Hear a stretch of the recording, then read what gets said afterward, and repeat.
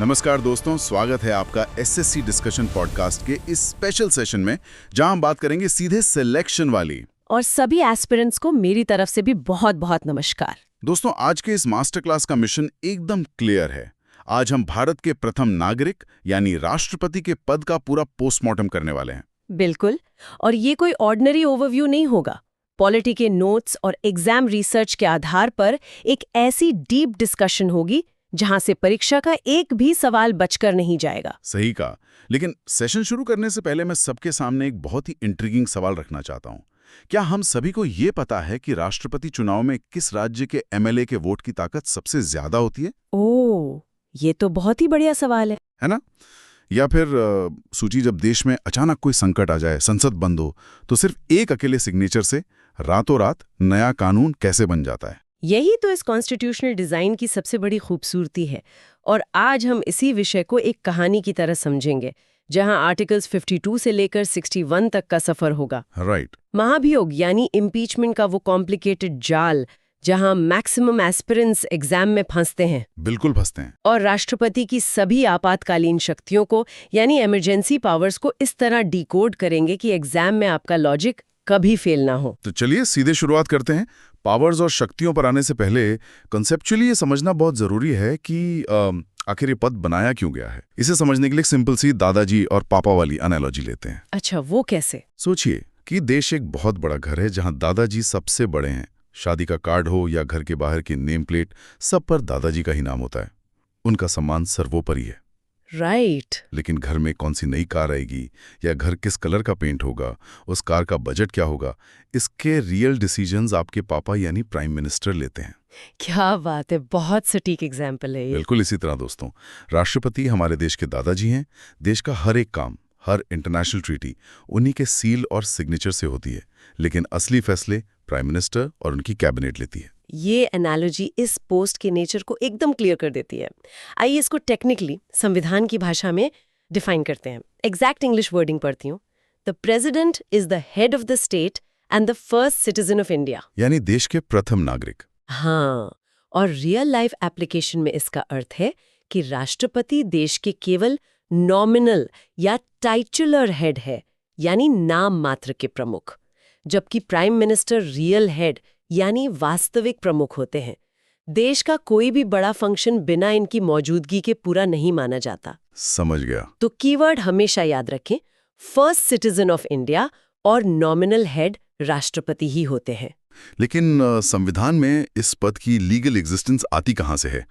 मतलब ऐसा तो नहीं कि कल को कोई सरकार आए और बोले कि हमें इन दादाजी की जरूरत ही नहीं है और पोस्ट ही खत्म कर दे। ऐसा बिल्कुल नहीं हो सकता। Part five of the constitution इस पद को एब्सोल्यूट गारंटी देता है। आइए आर्टिकल 52 को देखते हैं। एग्जैक्ट वर्डिंग है article 52, there shall be a president of India. Oh, shall be मतलब मैंडेटरी है। एग्जैक्टली। रियल लाइफ में इसका अर्थ है कि भारत का एक राष्ट्रपति होना अनिवार्य है। ये पद कभी भी किसी भी स्थिति में खाली या वैक्यूम में नहीं रह सकता। जैसे एक बड़ी कंपनी बिना सीईओ के एग्जिस्ट नहीं कर सकती। बिल्कुल वही लॉजिक है।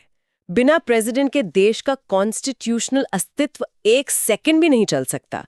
तो सभी ध्यान रखें, कीवर्ड है article 52 establishes the post of the president. Great. तो इसके बाद उनकी पावर्स कहाँ डिफाइन होती है? उसके तुरंत बाद आता है आर्टिकल 53। वर्डिंग देखिए, article 53, all executive powers of the union are vested in the president. He is also the supreme commander of the arm forces. Supreme commander यानी तीनों सेनाओं के प्रमुख। सही कहा। इसका सीधा सा मतलब है कि संघ की सभी कार्यपालिका शक्तियां राष्ट्रपति में निहित हैं।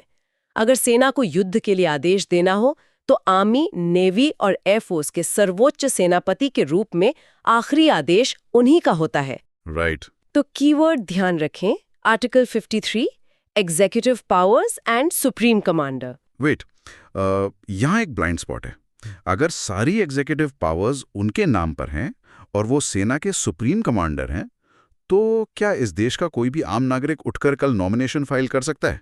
इस पोस्ट तक पहुंचने की क्वालिफिकेशंस क्या हैं? ये बहुत वैलिड पॉइंट उठाया आपने। कॉन्स्टिट्यूशन मेकर्स ने इसके लिए स्ट्रिक्ट फिल्टर्स लगाए हैं। आइए आर्टिकल 58 देखते हैं। एग्जैक्ट इंग्लिश वर्डिंग है Article 58 specifies qualifications. Must be a citizen of India, minimum age of 35 years, qualified to become a member of the Lok Sabha, and must not hold any office of profit. तो आसान भाषा में भारत का नागरिक होना जरूरी है और किसी भी सरकारी नौकरी यानी ऑफिस ऑफ प्रॉफिट पर नहीं होना चाहिए। हाँ, ताकि कोई कॉन्फ्लिक्ट ऑफ इंटरेस्ट ना हो। और यहाँ एग्जामिनर्स अक्सर कंफ्यूज करते हैं, तो ध्यान दें, मिनिमम एज लिमिट 35 इयर्स है। वेट, 25 नहीं होती क्या? एमपी बनने के लिए तो 25 साल लगती हैं। वही तो कैच है, एमपी बनने के लिए 25 साल है, पर इस सर्वोच्च पद के लिए एक मैच्योरिटी और लंबा एक्सपीरियंस चाहिए, इसलिए उम्र 35 साल रखी गई है। हाँ, मेक सेंस। तो कीवर्ड याद रखें, आर्टिकल 58, क्वालिफिकेशंस, एज 35। लेकिन टेक्निकली देखें तो 35 साल की उम्र वाले इस देश में करोड़ों लोग हैं, जो नागरिक भी हैं और सरकारी नौकरी में भी नहीं हैं। तो फिर हजारों लोग पब्लिसिटी पाने के लिए चुनाव क्यों नहीं लड़ लेते? बैलेट पेपर तो एक किताब जितना बड़ा हो जाना चाहिए। और यहीं आता है सबसे बड़ा प्रैक्टिकल फिल्टर, जो संविधान के आर्टिकल 59 में दिया गया है। एग्जैक्ट वर्डिंग पढ़ती हूँ। Article 59 says conditions of office. The candidate must deposit rupees 15,000 as a security deposit and needs at least 50 proposers and 50 seconders.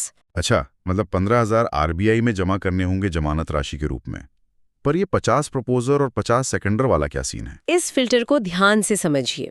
इसका मतलब है कि चुनाव लड़ने का पर्चा भरने के लिए ही कैंडिडेट के पास कम से कम 100 एमपीज या एमएलएज का रिटन सपोर्ट होना अनिवार्य है। ओह वाह, आम आदमी के पास तो 100 चुने हुए नेताओं का समर्थन कभी नहीं होता। बिल्कुल, ये रूल बनाया ही इसीलिए गया था ताकि नॉन सीरियस कैंडिडेट्स जो बस टीवी पर आने के लिए नॉमिनेशन डालना चाहते हैं, उन्हें गेट पर ही रोका जा सके। ये तो ब्रिलियंट मैकेनिकल डिजाइन है ना? तो कीवर्ड हमेशा याद रखें, article 59, conditions of office, 50 proposers and 50 seconders. Awesome. तो अब हमें क्लियर है कि उम्मीदवार बन कौन सकता है, पर आखिरी फैसला किसका होगा?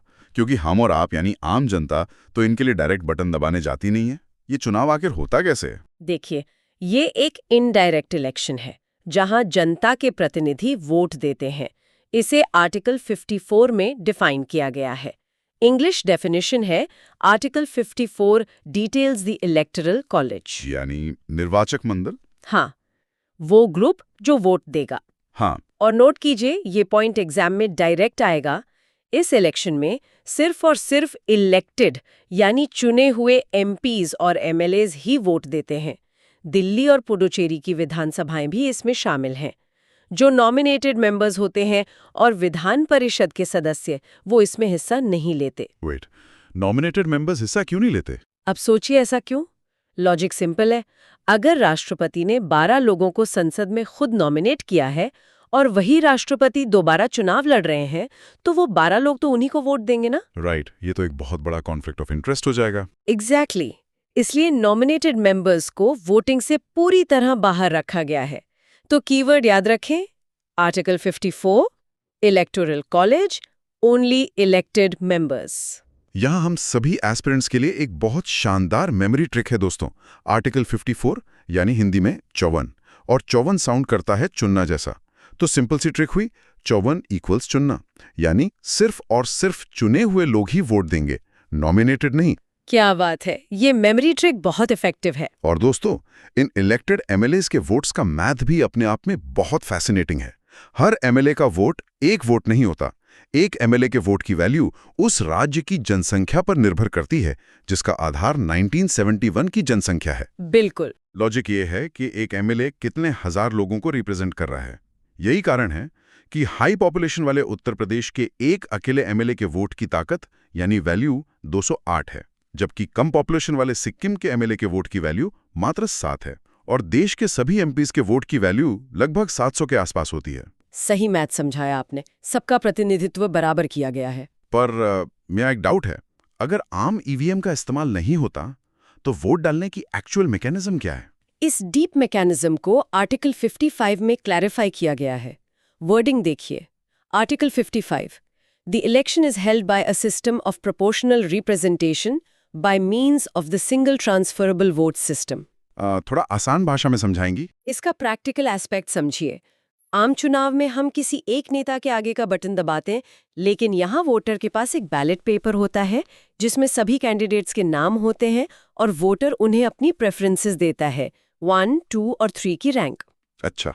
अगर पहली पसंद के कैंडिडेट को 50% से ज्यादा मेजॉरिटी नहीं मिलती तो सबसे कम वोट पाने वाला कैंडिडेट रेस से बाहर हो जाता है और उसके वोट्स उन लोगों में ट्रांसफर हो जाते हैं जिन्हें उसके वोटर्स ने सेकंड रैंक पर रखा था। ओह, तभी इसे ट्रांसफरेबल वोट सिस्टम कहते हैं।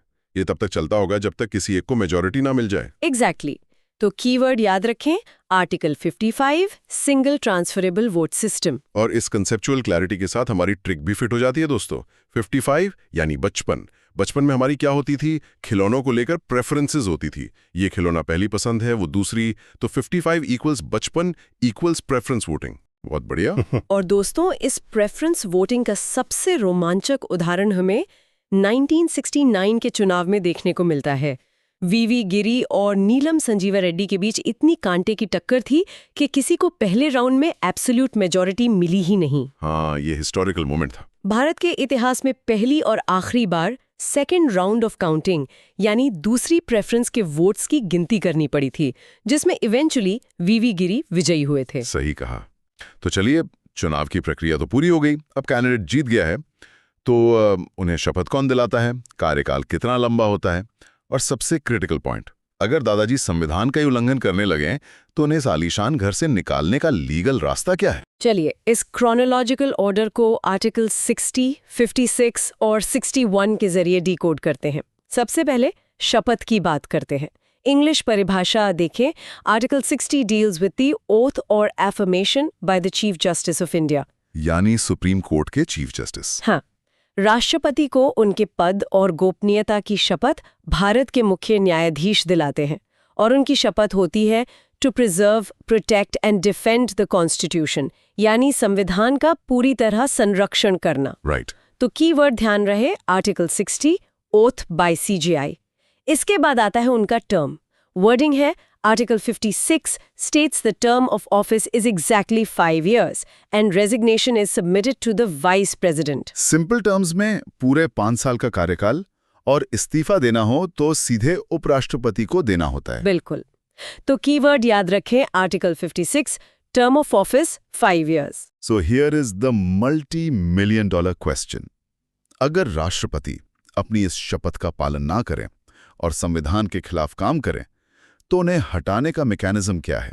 क्योंकि उनके पास तो इतनी पावर्स हैं, ये आसान तो बिल्कुल नहीं होगा। ये आसान बिल्कुल नहीं है, बल्कि ये इंडियन कॉन्स्टिट्यूशन के सबसे कॉम्प्लेक्स प्रोसेसेस में से एक है। इसकी एग्जैक्ट डेफिनेशन देखिए। Article 61 covers the procedure for impeachment of the president for violating the constitution। यानी महाभियोग की प्रक्रिया। हाँ, इसे ध्यान से समझिए। संसद के किसी भी सदन में इसकी शुरुआत हो सकती है, लेकिन शुरू करने से पहले राष्ट्रपति को 14 दिन का रिटन नोटिस देना पड़ता है, जिस पर उस सदन के 1/4 सदस्यों के हस्ताक्षर होने चाहिए। अच्छा। उसके बाद उस एलिगेशन को दोनों सदनों से 23rd स्पेशल मेजॉरिटी यानी विशेष बहुमत से पास होना जरूरी है। और नोट कीजिए, ये पॉइंट एग्जाम में डायरेक्ट आएगा। चुनाव में जिन नॉमिनेटेड सदस्यों ने वोट नहीं दिया था, वो इस महाभियोग की वोटिंग में पूरी तरह हिस्सा लेते हैं। Wait, really? और वो स्टेट एमएलएस जिन्होंने चुनाव में बढ़ चढ़कर वोट दिया था, उनका क्या? उन्हें महाभियोग की प्रक्रिया से पूरी तरह बाहर कर दिया जाता है। ये तो बहुत अजीब कॉन्स्टिट्यूशनल डिजाइन है। इसका लॉजिक क्या है? एमएलएस ने चुनने में मदद की, पर हटाने में उनकी कोई आवाज नहीं। देखिए, इम्पीचमेंट एक प्योरली पार्लियामेंट्री प्रोसीजर है। राष्ट्रपति नेशनल कॉन्स्टिट्यूशन का वायलेशन कर रहे हैं या नहीं, ये तय करना सिर्फ सेंट्रल पार्लियामेंट का काम है, स्टेट एमएलएस का नहीं। लेकिन नॉमिनेटेड एमपीज तो पार्लियामेंट का हिस्सा है, इसलिए वो वोट करते हैं। हाँ, समझ गया। अब लॉजिक एकदम क्लियर है। तो कीवर्ड याद रखें, article 61 impeachment, 23rd special majority. यहाँ दोस्तों हिस्ट्री और पॉलिटी का एक और जबरदस्त इंटरसेक्शन आता है। वैकेंसी के टाइम पर अगर राष्ट्रपति का पद अचानक खाली हो जाए, त्यागपत्र या निधन की वजह से, तो ऑटोमेटिकली उपराष्ट्रपति एक्टिंग प्रेसिडेंट बन जाते हैं, मैक्सिमम 6 महीने के लिए। बिल्कुल। पर क्या हो अगर उस वक्त उपराष्ट्रपति भी मौजूद ना हो? देश का काम 1 सेकंड के लिए भी नहीं रुकता। ऐसी सिचुएशन में चीफ जस्टिस ऑफ इंडिया यानी सीजेआई राष्ट्रपति का पद संभालते हैं। हाँ, और ये कभी हुआ भी है। एग्जैक्टली। ये कोई थ्योरेटिकल कॉन्सेप्ट नहीं है। 1969 में जब राष्ट्रपति जाकिर हुसैन जी का निधन हुआ तो वाइस प्रेसिडेंट वीवी गिरी ने चुनाव लड़ने के लिए इस्तीफा दे दिया और तब सीजेआई एम हिदायतुल्लाह देश के एक्टिंग प्रेसिडेंट बने थे। The system is completely foolproof. सही कहा। तो दोस्तों, पद, चुनाव, मत और हटाने की प्रक्रिया तो हमने समझ ली, लेकिन अब आते हैं उनके कॉन्स्टिट्यूशनल मसल्स पर। आखिर इस पोस्ट पर बैठने वाले के पास असली शक्तियां होती क्या हैं? शक्तियां बहुत व्यापक हैं। सबसे प्रोमिनेंट है वीटो पावर।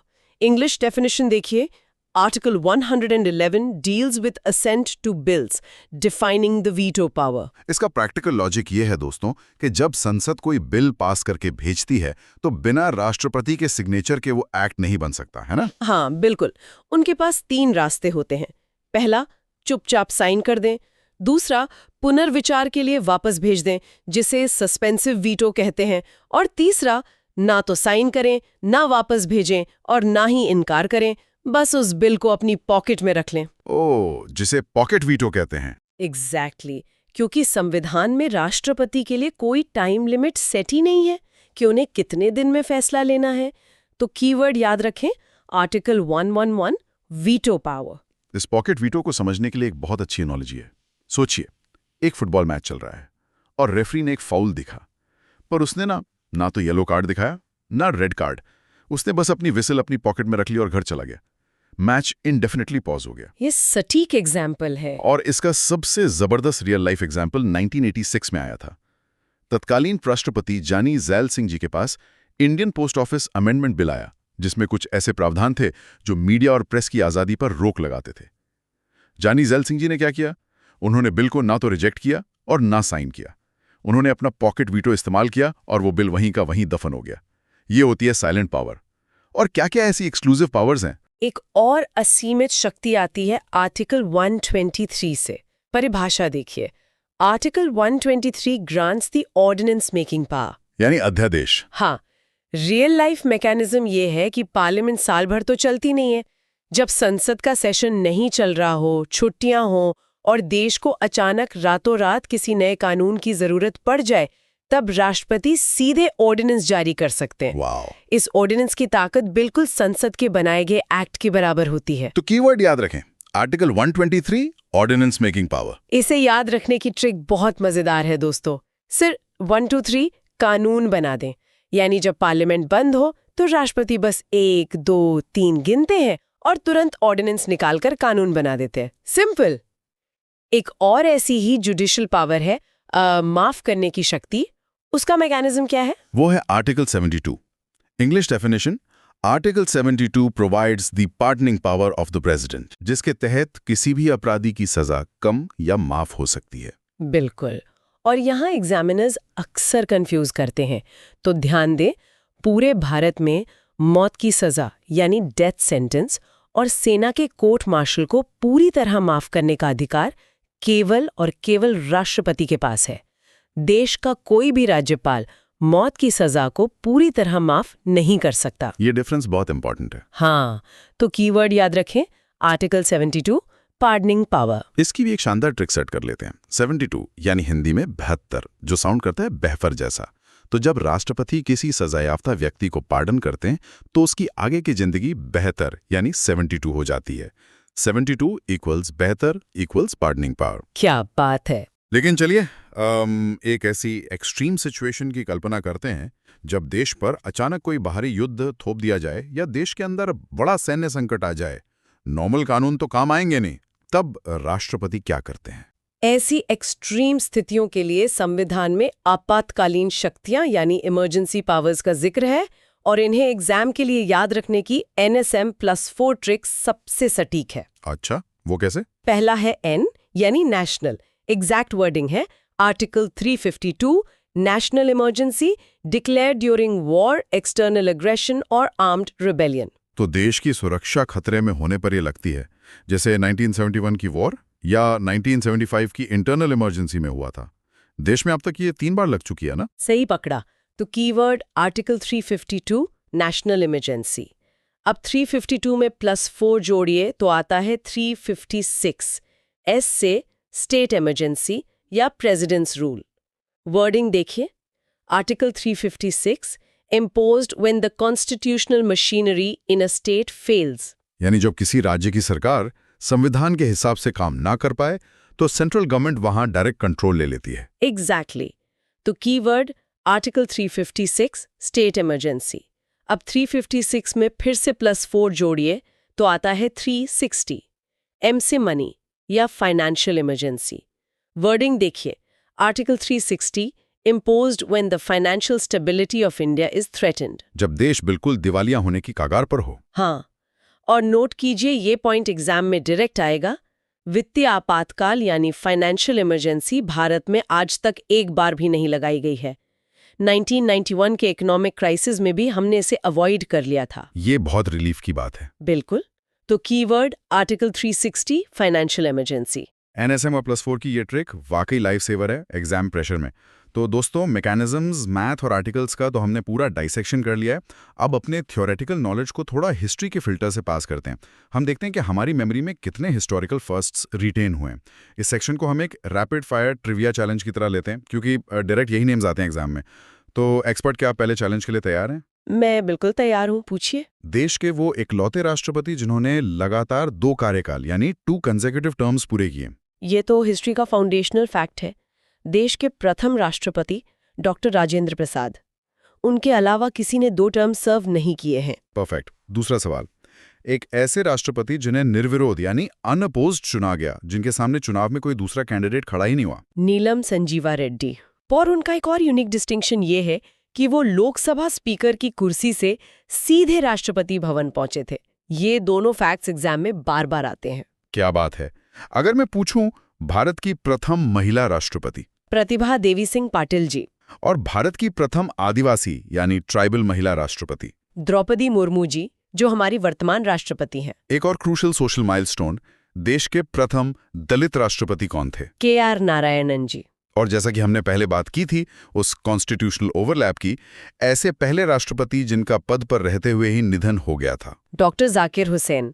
वही इंसिडेंट जिसके बाद M हिदायतुल्लाह को एक्टिंग प्रेसिडेंट बनना पड़ा था। ये भारत के प्रथम मुस्लिम राष्ट्रपति भी थे। और आखिर में मेरे और शायद देश के करोड़ों यूथ के पर्सनल फेवरेट, देश के प्रथम वैज्ञानिक यानी साइंटिस्ट राष्ट्रपति, जिनकी विजन ने इस पद की गरिमा और बढ़ा दी। The missile man of India, doctor APJ Abdul Kalam. इन सभी नामों, इनके टेन्योर्स और इनकी यूनिक अचीवमेंट्स पर स्पेसिफिक MCQs बनते हैं, इसलिए इन्हें क्रोनोलॉजिकली याद रखना बहुत फायदेमंद है। Absolutely brilliant. तो दोस्तों, हमने आज इस मास्टर क्लास में आर्टिकल 52 के एग्जिस्टेंस से लेकर आर्टिकल 61 के complex impeachment voting, veto powers के रेफरी लॉजिक और हिस्टोरिकल ट्रिविया तक सब कुछ डिटेल में कवर कर लिया है। आइए अब पिछले 15 मिनट की मेहनत का एक 30 सेकंड रैपिड फायर समरी लेते हैं। ध्यान से सुनिएगा सब लोग। बिल्कुल। बनने के लिए मिनिमम एज 35 इयर्स। इस्तीफा किसे देंगे? उपराष्ट्रपति को। शपथ कौन दिलाएगा? Chief justice of India. कार्यकाल कितना लंबा? पूरे 5 साल। हटाने की प्रक्रिया आर्टिकल 61 के तहत इम्पीचमेंट। स्टेट MLAs हिस्सा नहीं लेंगे पर नॉमिनेटेड MPs हिस्सा लेंगे। विशेष शक्तियां आर्टिकल 123 से ऑर्डिनेंस, आर्टिकल 72 से पार्डनिंग पावर और आर्टिकल 111 से veto power. Emergency powers NSM+4 trick के साथ 352, 356, 360। बूम! ये टॉपिक अब ऑफिशियली एग्जाम के लिए पूरी तरह लॉक हो चुका है। ये समरी सच में बहुत शार्प थी। लेकिन सेशन खत्म करने से पहले दोस्तों, मैं आप सभी एस्पिरेंट्स के सामने एक थॉट प्रोवोकिंग सवाल छोड़ के जाना चाहता हूं, जो आपकी कॉन्स्टिट्यूशनल क्यूरियोसिटी को और जगाएगा। सवाल क्या है? हमने अभी देखा कि अगर राष्ट्रपति अपने पद पर नहीं है तो उनकी जगह उपराष्ट्रपति एक्टिंग प्रेसिडेंट बनते हैं। अगर VP भी ना हो तो मुख्य न्यायाधीश पद संभालते हैं। लेकिन जरा सोचिए और इस पर थोड़ी रिसर्च कीजिए। अगर किसी दिन दुर्भाग्यवश एक ही वक्त पर भारत के राष्ट्रपति, उपराष्ट्रपति और सुप्रीम कोर्ट के चीफ जस्टिस, ये तीनों ही पद अचानक खाली हो जाएं, तो संविधान के अनुसार उस दिन देश का कार्यभार कौन संभालेगा? ओहो, ये तो बहुत ही गजब का ब्रेन टीजर है ना? इस बारे में खुद से पढ़िएगा और अपने दोस्तों के साथ इस लॉजिक को डिस्कस जरूर कीजिएगा। पढ़ते रहिए और याद रखिए, सवाल से सिलेक्शन तक का सफर हम साथ तय करेंगे। Subscribe to SSC discussion podcast now. जय हिंद।